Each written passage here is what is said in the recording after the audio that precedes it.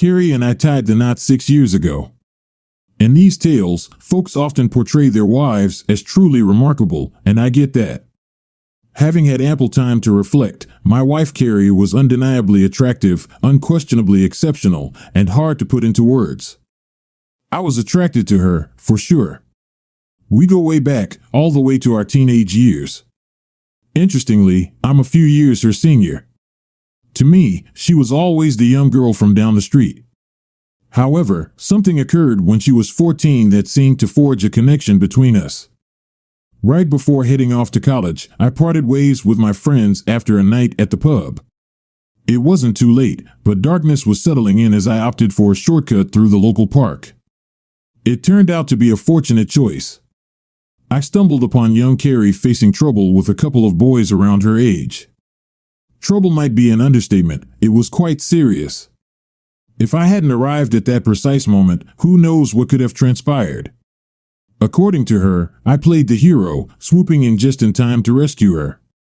However, the truth was that when I confronted the two guys, they got scared and quickly left. In any case, I became something special to her. Throughout the rest of the summer, I observed her, not exactly trailing me, but certainly making an effort to be wherever I was. Naturally, my friends teased me since, at 18, I was deemed too old for her. Yet even then, I had to acknowledge she was a remarkably attractive young lady with, even at that age, a pair of incredibly well-shaped long legs. After that, I embarked on a 3-year steady period and hardly crossed paths with her until I returned after graduating, spending an extended summer there before heading off to my new job. By that time, she was 18, and I was almost 22, a somewhat different situation altogether. This aligned with the fact that she had blossomed into a beautiful young woman, making her ongoing affection for me quite understandable. We entered into a relationship, becoming a couple, strolling hand in hand in the park, and seizing every opportunity for kisses and cuddles. By then, I was no longer a virgin, but she still was. Despite a few close calls, she maintained her purity. This isn't to say that I didn't explore the delightful softness of her body, but that was the extent of it. I wasn't overly concerned, as deep down, I still saw myself as her protector. Carrie continued recounting the time I rescued her from a dire situation, and I'm pretty certain that summer strengthened her love for me. Honestly, I wasn't far behind in falling even more deeply for her, though it wasn't a mutual feeling at the time. Despite openly discussing alternative paths, we sadly went our separate ways, Carrie to Leeds Metropolitan University and me to my inaugural job in Bristol. We were quite geographically distant. While she pledged fidelity, I took it with a grain of salt, having experienced the changes and temptations during my own 3 years as a student. I did visit her a few times, but during the last visit, it became evident she had another life to contend with, and we gradually drifted apart. That could have been the end of it, as I certainly didn't linger. I embraced a few years of exploring different relationships on the Bristol scene. However, my trajectory shifted, leading me back closer to home, where Carrie re-entered my life. By then, she had graduated and was already working when her parents invited me over. I must admit, the initial welcome from darling Carrie was a bit less warm than anticipated. However, that quickly changed.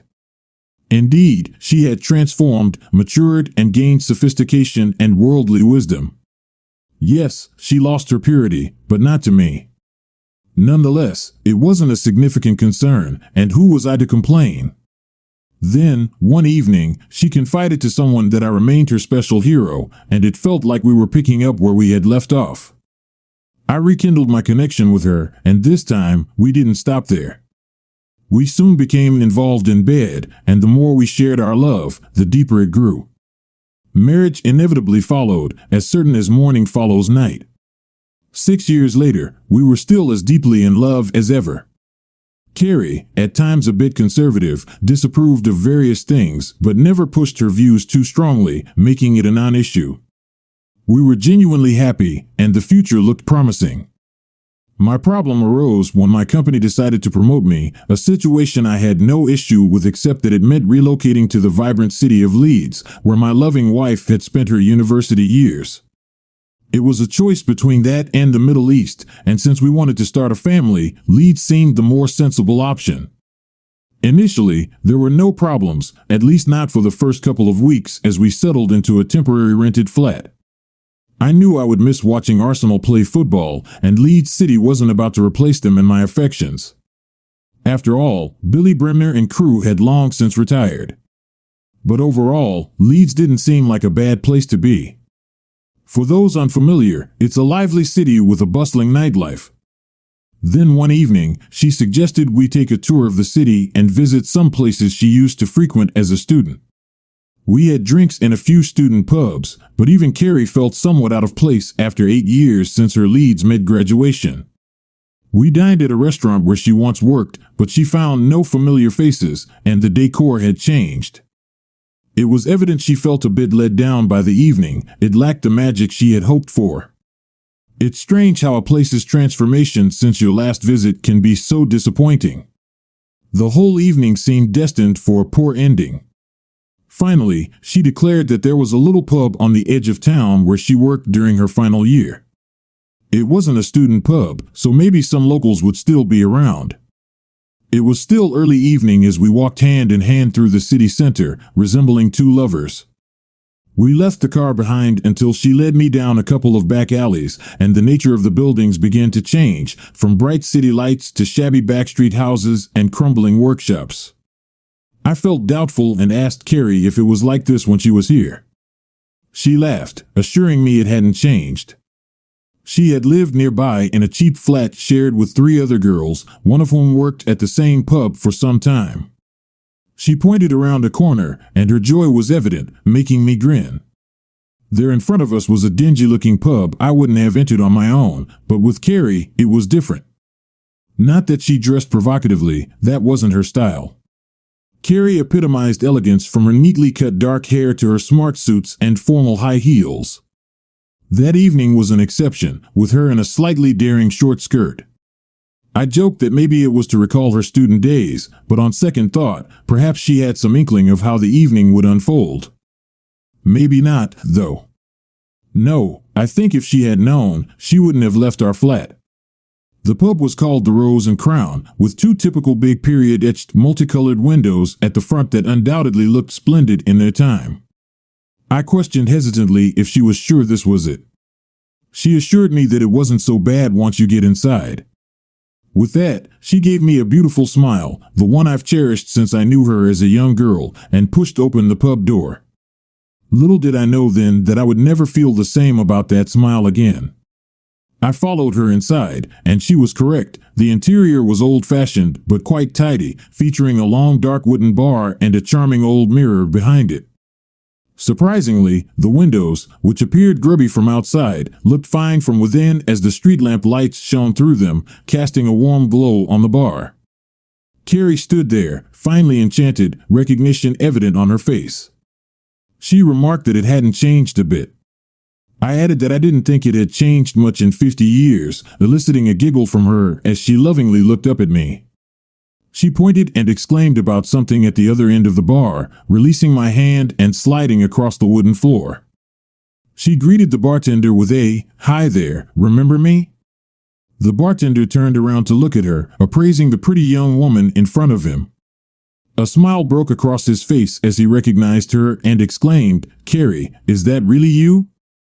Carrie nodded in confirmation, grinning up at the tall, lanky bartender whose name I never did discover. I couldn't help but grin myself, realizing that Carrie had finally found someone who remembered her, and the evening wasn't going to be a total waste after all. He expressed joy and rushed from behind the bar, embracing Carrie tightly and planting a full-on kiss on her lips. The embrace and kiss didn't last long enough for me to feel jealous or anything, but the first uneasy feeling crept coldly through my gut, wiping the grin from my face. They chatted animatedly about things unfamiliar to me, and I waited for an introduction as they discussed people Carrie had known back then. I still waited in vain to be introduced when another man entered the pub. The bartender called out to him, urging him to see who had turned up. He walked right by me, exclaiming, "Carrie," as soon as he spotted her. Again, I had to endure my wife being embraced and kissed by a man I'd never seen before. Once again, I waited in vain to be introduced.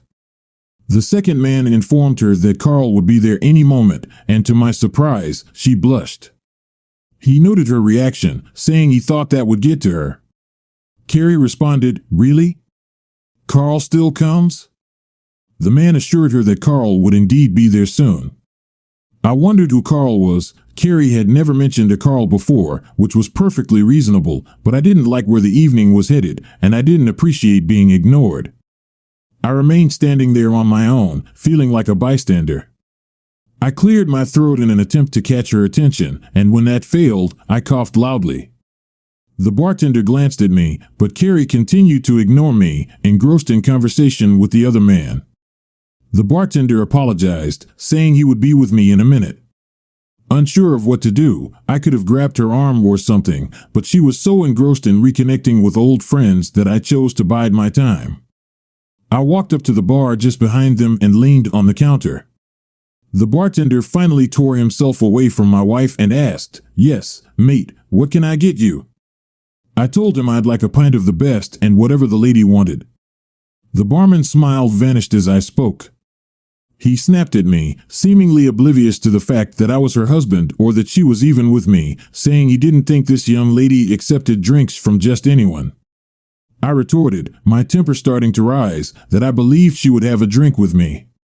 The barman began to say, "Now look here, buddy, you can't come in here," but that's as far as he got as Carrie finally turned around, the raised voices finally catching her attention, and she intervened. She casually informed the other two that it was okay and that I was with her, hardly bothering to glance over at me. The barman fell silent but continued to scowl at me as he poured my beer. He demanded £2.20, pushing the glass across the counter toward me. I asked about the lady's drink, and the bartender brusquely informed me that it was on the house. He promptly asked her what she wanted and poured it without acknowledging me. I stood there, sipping my pint, puzzled about what was happening. My wife was engrossed in conversation with the others, laughing and giggling as they shared old stories and updates since she had left. Carl's name came up multiple times, and a concerning smile appeared on Carrie's face each time. She continued to completely ignore me, and I was becoming quite upset by her strange behavior. I was about to step in between them to regain my wife's attention when the pub door opened, and two big guys walked in, one white and the other West Indian. The barman exclaimed the moment he saw them, informing them that Carl had turned up out of the blue. So this was the mysterious Carl, a sizable guy, appearing rather tough. Carl halted when he noticed Carrie, and a huge grin spread across his face. He shouted, "Surprise, Carrie! Where have you appeared from?" Without saying anything more, he rushed past me, and as the others made way, he embraced her. Carrie kissed him back with equal enthusiasm. This time, it lingered a bit too long for my liking, and the way the others stood there, beaming at the two of them while locked together, didn't help either. Then his left hand dropped down her back, cupping the cheek of her bottom. I'd had enough. I stepped forward to intervene, deciding that if Carrie was going to allow that and couldn't even involve me with her friends, then it was time to leave. I managed only one step forward and came to an abrupt stop with a large, strong hand on my shoulder, gripping me hard. A deep voice from behind me, belonging to the West Indian guy, said, "Wouldn't if I were you, buddy," as I realized he had anticipated my move and stepped forward to prevent it. I angrily told him to get his hand off me, trying unsuccessfully to shake him off. All four guys turned toward me at that point, all squaring up, anticipating trouble. Carrie told them to leave me be before anything happened, saying I brought her there tonight and that I was fine and wouldn't cause any problems. She said all this without even looking at me or acknowledging me in any way. Her head turned toward me for a moment, but our eyes never met. The big guy warned me to stay cool or piss off, saying he wouldn't warn me again. He released my shoulder but guided me away from the group, positioning his large frame between them and me. I couldn't believe what was happening. An icy lump started to form in my gut. Just 20 minutes earlier, I had strolled hand in hand with my beloved wife through the heart of Leeds city center, blissfully in love. Now, I found myself sidelined and excluded as she gravitated toward one of the tables in the increasingly crowded pub. I observed several attractive yet provocatively dressed women approaching Carl or his sidekick, engaging in brief conversations before leaving or taking their places at the bar. I wasn't so naive as to miss what these women were, or more precisely, what they did for a living. My somewhat prim and proper wife was socializing with a pimp. He must have been one. Carl must have been a bloody pimp. Could she be so oblivious not to recognize her surroundings? Regardless, Carrie and I needed to leave. I called out loudly enough for her not to feign ignorance, saying, "It's time we left." I urged her, "Come on now, Carrie, it's time to go." She glanced over at me, and the smile vanished, replaced by a troubled expression. She didn't say no, nor did she say anything at all. Carrie simply shook her head at me and turned back to her friends, the smile returning, and before long, she was giggling like a little schoolgirl, apparently having forgotten that I was even there. The deep voice at my elbow warned me to play it cool or piss off, saying he wouldn't warn me again. I started to protest, but he put his huge hand on my chest and pushed me firmly away from the group, setting me back up to the bar. He informed me that the lady didn't seem interested in me and suggested I stay there and wait for her if I wanted, or go home. He even suggested finding another date for the night or trying one of their ladies. Without waiting for me to say anything, he beckoned one of the women over, and she responded immediately, standing right beside me. He introduced her as Sally, telling me it would cost, but she would take care of me tonight. He advised me to piss off with her and forget about the little lady over there, as she and Carl had a lot to catch up on. He apologized if my date didn't go as expected tonight, stating, "That's life." He backed off and went back to the table, leaving me speechless with rage. The courtesan, Sally, warned me not to push my luck, cautioning that the pair of them should not be messed with. She suggested I let her go and find another girl for the night, mentioning that she was attractive enough.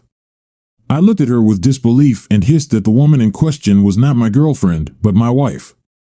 Sally, realizing her mistake, exclaimed and expressed concern, acknowledging that the situation was bad. Desiring to return to the table, I found Sally blocking my way. She advised me to hold on, stating that I really wouldn't want to do that. Frustrated, I demanded to know what I should do. Sally offered to talk to my wife for me, asking if she was genuinely my wife. The look on my face alone convinced her. Holding up the palm of her hand to ensure I didn't follow her, she slowly threaded her way to the table where Carrie and the others were sitting. I observed as she bent down and whispered something in Carrie's ear. Carrie looked up in my direction for the first time since she'd entered the pub, her eyes meeting mine. There was almost a look of surprise as she looked over at me, as if she had genuinely just remembered my presence. She looked sheepishly away and then whispered something back to Sally. Sally conveyed to me that Carrie mentioned she would come over and see me shortly. Upon returning, I expressed my impatience, stating that I wanted her to be here now, not in a minute. Sally cautioned me, saying, "Don't push your luck, mister," before walking away to approach another customer further down the bar. I stood there, enraged, unable to divert my gaze from Carrie, noticing Carl's arm sliding across her shoulders, his fingers casually brushing against one of her breasts. She threw a few weak smiles my way, but I found myself counting the minutes, wondering at which point I would explode. After 5 minutes, she stood up and excused herself, but instead of coming straight over to me, Carrie made her way to the toilets and disappeared through the door. I didn't know if she wanted me to follow or not, unsure of what to do. Before I could decide, she came out again and, glancing over toward Carl's group, approached me. I angrily demanded what she was playing at, insisting that we needed to leave immediately. When I reached for her arm, she pushed me away and backed off, instructing me not to cause a scene. She conveyed that I could go if I wanted, but she intended to stay there for a while.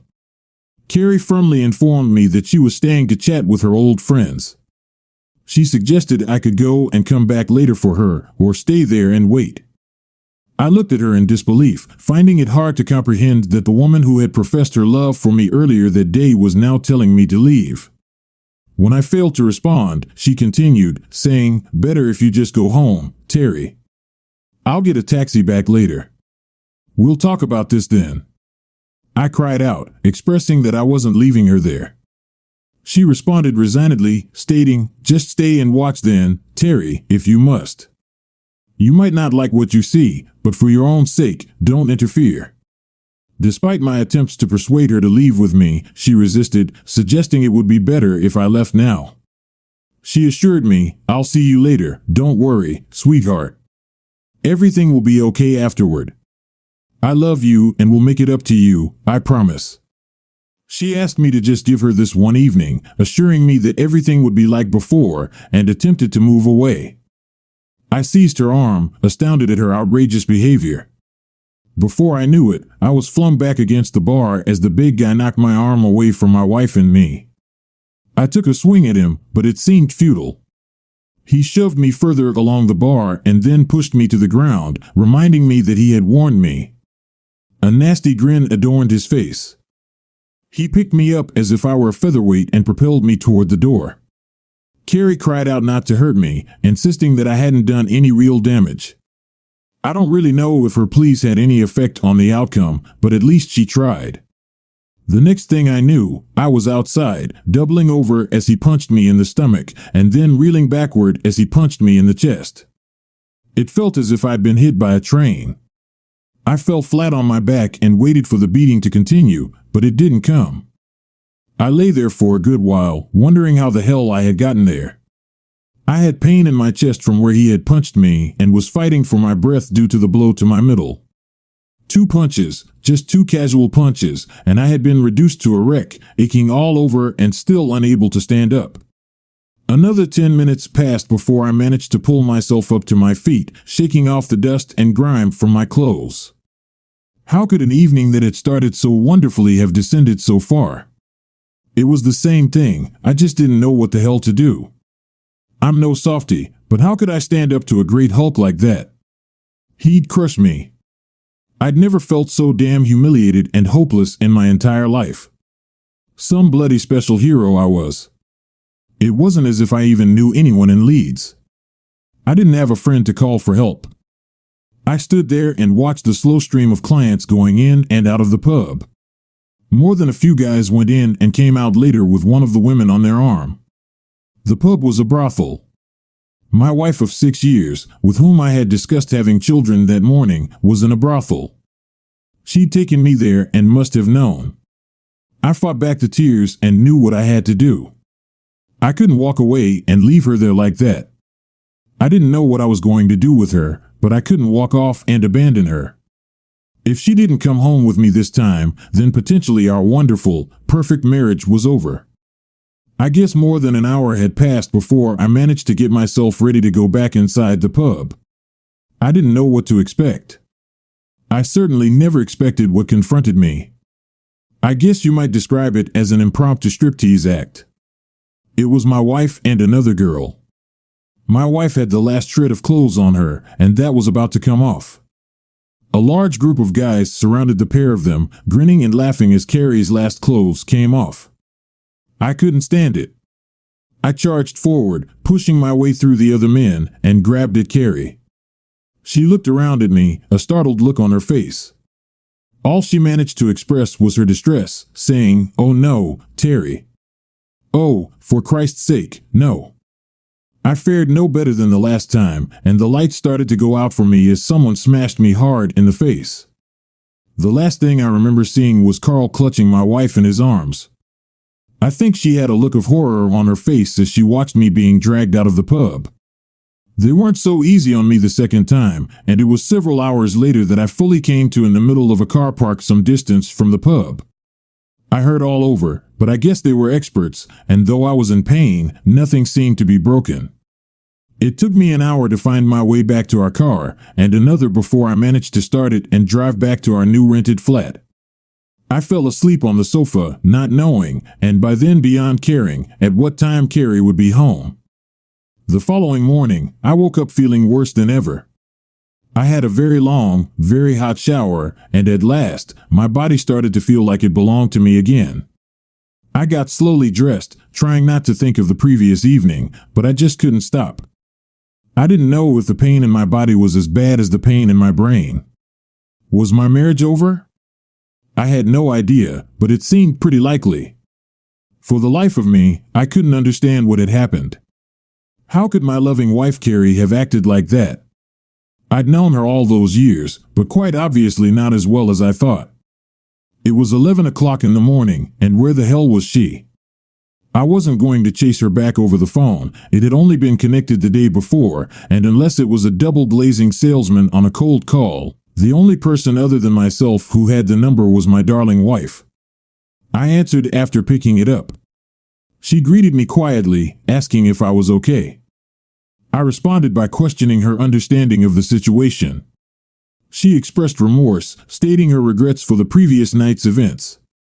She mentioned her mistake in returning to the pub and asked about my whereabouts. I demanded to know where she was but ignored her question about my well-being. She urgently claimed, "No, don't be stupid, Terry. The only one." She left the sentence unfinished, realizing what she was about to say. Neither of us said anything for several minutes, though I could hear her sobbing on the other end of the line. She pleaded for understanding, expressing her desire for me to comprehend her actions. She asked to come home and wanted things to return to how they were. She promised to explain everything if given a chance. Desperately, I wanted to tell her to leave, but this had to be sorted out one way or the other.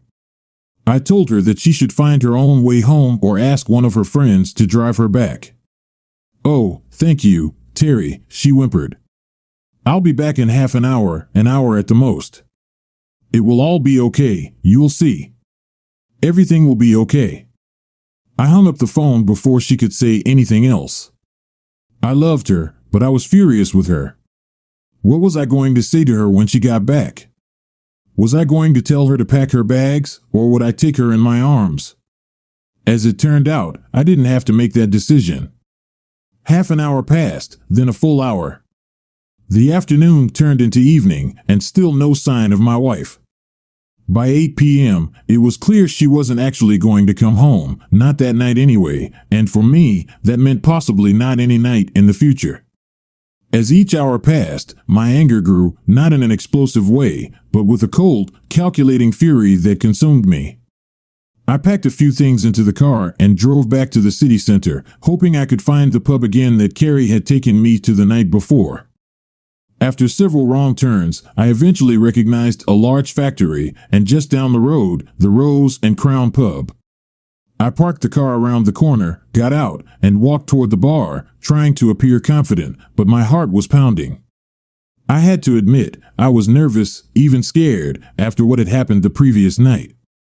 I hesitated at the front door, unsure of what to expect. I didn't even know for sure if Carrie was still in there. I pushed the door open and went inside. The atmosphere was similar to the previous night, filled with rough-looking people. I recognized several faces, and a couple of them seemed surprised to see me. If they weren't sure it was me from the night before, the black eye and bruises on my face would have given it away. The barman, upon spotting me, asked, "Haven't you had enough, mate?" I demanded to know where my wife was, expressing my frustration. He appeared surprised, questioning the idea that Carrie was my wife. I nodded to confirm. He reacted with disbelief, exclaiming, "Bloody hell, she told us you were just a date." The barman, recalling the events of the previous night and perhaps more that occurred after I was thrown out, looked at me with sympathy. He sensed trouble, though he couldn't predict what it would be, he just knew something was going to happen. He tilted his head to one side, indicating the far corner. When I looked over, there she was, Carrie, sitting on Carl's knee. Neither of them had noticed me enter, and I crossed over to them before they realized I was there. Carrie gasped in surprise and tried to adjust her blouse. Carl simply grinned at me, the kind of grin that says he knew he had the upper hand. I remarked to Carrie about the seemingly extended half hour, asking if something had caused a delay. Initially, she said nothing, her expression one of shock. Carl scornfully retorted, telling me to leave and claiming he would send her home when he felt like it. Carrie finally found her voice, whispering assurances to me, pleading, "Please, Terry, I'll definitely be back home later, I promise." Carl laughed, kissed her, and taunted me, asserting his control, saying, "She'll go when I say she can," while keeping an eye on me to see how I would react. I spoke to Carrie, ignoring Carl's sneers, telling her this was her last chance, and she needed to make a decision right then. I had thought a lot about the situation and believed that if she had chosen to come with me, prioritizing me over him, I might have been willing to work through the issues. Perhaps we could have overcome what had happened. At that point, I wasn't entirely sure, but there was a possibility. She looked at me with indecision written all over her face. Her eyes, those lovely brown eyes, said it all. She knew how much she had hurt me, but instead of doing what she knew she should, she was calculating how much more she could get away with, how much further she could push me and still have me come back. Carrie eventually whispered, urging me to be reasonable. In that moment, I realized she had failed me once again, and it was the end for us. She continued to express how much she wanted to see her old friends again and relive her old student days one last time. She asked me to wait a little longer while she had this last chance to relive those memories, promising that everything would return to normal afterward. She insisted that she still loved me and assured me she would make it up to me. She stared at me pleadingly, her eyes begging me to agree, but I said nothing in reply. Carrie went to say something else to me, but Carl had had enough. He kissed her again, and her words trailed off. That was it. I had all the information I needed. My wife was going to come back home, but I would have to wait until tomorrow, or maybe the day after, or even later. Fine, that was great, wasn't it? I noticed that the West Indian guy was edging closer to me, so I held up my hands and backed off. No point in getting into another fight with him. The whole bar had fallen silent, waiting to see what would happen, but as far as I was concerned, nothing was going to happen, at least not right away. "See you all later then," I said quietly. "I'm not still 14, Terry," Carrie burst out. "I can look after myself now." Even her face fell when she saw how much that hurt me. Her one special thing over all those years, and she was throwing it back in my face. "I'm sorry, Terry," she started. I really didn't mean that, but I ignored her, not responding to her apology as I backed out through the door. Carl laughed again, continuing to act as if nothing was wrong, even as I watched. I guess she still had feelings for me in her own way, and to see me humiliated again might have been too much for her. That's what I like to think, anyway. As I closed the door behind me, the silence in the pub broke as everyone started talking and laughing again. I guess they thought they'd seen the last of me. Strolling slowly back to my car, I opened the trunk and took out the items I had packed before leaving the house. Anyone watching me would have thought I was calm and collected, but inside, I was boiling with anger, terrified of what I had decided to do, and uncertain of how it would turn out. I had a license for my over and under 12-gauge shotgun.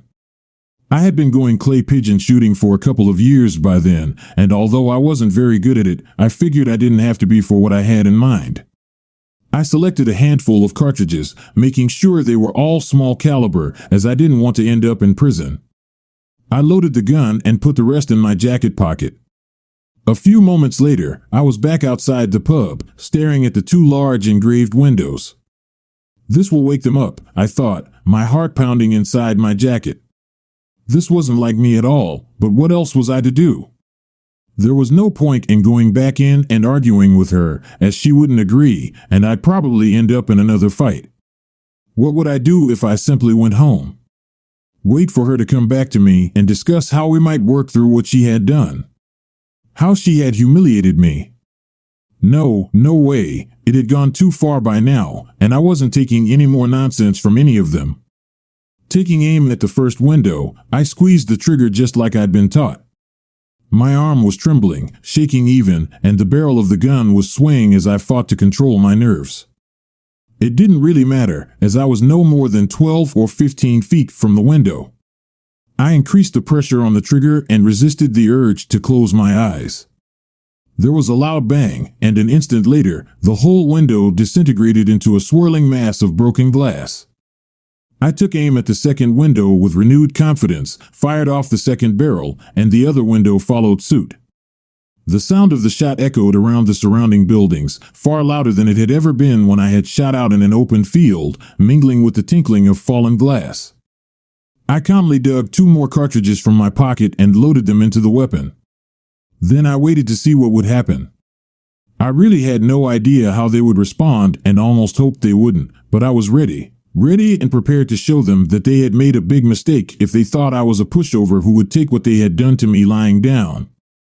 The doors flew open and several guys poured out. They stopped dead when they saw me standing there with the weapon. Nobody moved. Then Carl came charging out, closely followed by his big henchman. "Stupid effing fool," he screamed at me and charged, maybe thinking I hadn't reloaded, maybe not thinking at all. I took careful aim somewhere around his knees, as I didn't want to risk actually injuring him too seriously, and squeezed the trigger. I was as cool as a cucumber, even noting that my arms no longer trembled and that the weapon was pointing exactly where I wanted. Time seemed to slow down. I had all the time in the world. I clearly saw the look on his face change from rage to terror as he realized he had made a serious error in judgment. Maybe I had the same grin on my face that he'd had just a few moments before, you know, the one you get when you know you've really got the better of someone. Bang. He went down, screaming, even surprising me with the mess it made of his legs. Fair play to the guy, he didn't even hesitate. Great courage or no brains, I'm not sure, but he didn't stop until the second barrel load hit him as well, putting him down. The 2 of them lay on the ground, Carl screaming and the other guy groaning loudly. I didn't even bother to reload that time, my emotions were too shot. But fortunately, the rest of the crowd suddenly melted away. Everything went calm, relatively speaking, as 2 injured guys can make a lot of noise. It was a short walk back to the car, though my legs were so wobbly I thought I might fall over. The rifle went back in the trunk, and I gingerly started the engine and made my way home. I drove slowly and very carefully. I thought of going into the pub to frighten Carrie, but I couldn't. I didn't trust myself, and to be honest, it had terrified me doing what I had just done. But I'd done it, I'd bloody well done it, just as I had promised myself I would. But enough was enough. Strangely, I slept well that night and woke up quite refreshed, still with a black eye and bruised face, but otherwise feeling fine. I wondered who would turn up first, Carrie or the police, to arrest me. I hadn't even put the rifle away, it was still in the trunk of my car. As it turned out, Carrie couldn't turn up. Around 10 o'clock, I got a phone call asking if I was the husband of Carrie Bellings. "Yes, I am," I replied, wondering what it was about. It was the police. That morning, I had anticipated a visit from them, perhaps for my arrest. However, the call was about Carrie. They informed me that she was under arrest at the station and asked me to come and collect her. My genuine surprise prompted me to question the reason for her arrest. The reply was unsettling. She had been taken in for prostitution along with a group of other women after a shooting on the edge of town. In response, I expressed my realization, understanding the reasons behind her recent behavior and late-night returns. The police officer acknowledged my understanding somberly, expressing regret for the way I had found out, noting that such situations were not uncommon. Unfortunately, my comments seemed to contribute to her unfortunate fate. It turned out they initially considered her to be more upper class than the other women involved, and my refusal to collect her likely exacerbated the situation. As a result, she was prosecuted, found guilty, lost her new job, and faced challenges in securing future employment given the stigma associated with a prostitution conviction for a young female graduate. The police didn't even ask me whether I owned a rifle. Mine was registered to me quite openly back in Bedford, where we had just moved from, but they never even checked. I wasn't a suspect in any way, so why would they? But why didn't anyone from the pub tell on me? Well, I had no idea at all. Carrie tried to contact me time and time again. I never met up with her again, but I did eventually accept one of her calls after she became more and more desperate. She told me she still loved me and all the usual things. I think she really did as well, and she was obviously broken-hearted that I wouldn't entertain taking her back. I refused to even discuss it, and she acted a little frightened of me after I had dealt with our problem as firmly as I had. When I questioned Carrie about her past involvement with Carl and her job at the pub during her student days, she was straightforward with me. I demanded an explanation, asking how she had transitioned from working behind the bar to the events that transpired the other night. Carrie clarified that she had never mentioned working behind the bar at the pub during her student days. The weight of those words hit me hard. It suddenly became clear she had worked for Carl as one of his girls. The realization explained the hold he had over her. I had unknowingly married someone with a hidden past, and it took going back to that place to uncover the truth. Whether that revelation was a good or bad thing, it's hard to determine. That's a judgment others will have to make for themselves. It was she who warned me that Carl would come looking for me to settle the score once he was back on his feet. Maybe that's why nobody from the pub told the police about me, as people like that sort their own problems out. He'd never find me. Of course, I backed out of the job in Leeds, which they understood after the news of my wife got out, but I took the one in the Middle East, where they were happy to have me on a bachelor posting, as they're cheaper than a married couple. That's about where we came in, I suppose. I got away with it. To my surprise, I actually got away with it, and they put it all down to a gang-related shooting. I suppose you might be wondering what happened to me. Okay, well, that's natural. As you might imagine, I gave up clay pigeon shooting and sold my rifle, then took up golf instead. I got quite good at it as well, eventually getting my handicap down to 6. I went out with quite a few different women, but only discovered just how good my wife Carrie had really been. Well, she would have been, wouldn't she, given her past experience? Then I met Angie, a lovely American woman I encountered in Dubai. Life was fine after that, really fine. I never inquired too deeply into where she had gained her experience, but I really think she was just a gifted amateur. I hope so anyway. We never married, she didn't want to, and strictly speaking, I was still married, and I still haven't bothered to get divorced. I came back to the UK occasionally, but always steered clear of Leeds, until at last, I couldn't resist it. One Thursday in June, I found myself slowly driving past the Rose and Crown, hoping that nobody would recognize me after all that time. The fine, decorated windows had been replaced by some modern double-glazed units. Pity, really, I rather liked them. I sat there in my car for a while, and at last, to my surprise, a guy in a wheelchair turned up. He was a big chap and tough-looking, but fatter than I'd remembered Carl being. But of course, I'd only seen him a few short times, and that had been 4 or 5 years previously. What clinched it was the big man pushing him, the one with the really bad limp. That could only have been Ted. Then several women poured out of the pub to see Carl, perhaps because getting him up the 3 steep steps into the bar was too difficult. They all looked rough, just like the last time I'd been there, except one of them, that is. One of them looked a little different, pretty, slender, with beautiful long legs. Well, yes, it could have been her, though she looked much, much older. She still kept her hair short and was still quite smartly dressed. Her eyes had a worn-out look about them, and the smile that I had once loved was nowhere to be seen. She didn't look very happy at all, but I didn't hang around to make sure. As she'd said, she wasn't 14 anymore and could look after herself. Strange how things turn out, isn't it? If only that restaurant hadn't redecorated their dining room, then maybe she would be at home right now with our children, the ones we'll never have now.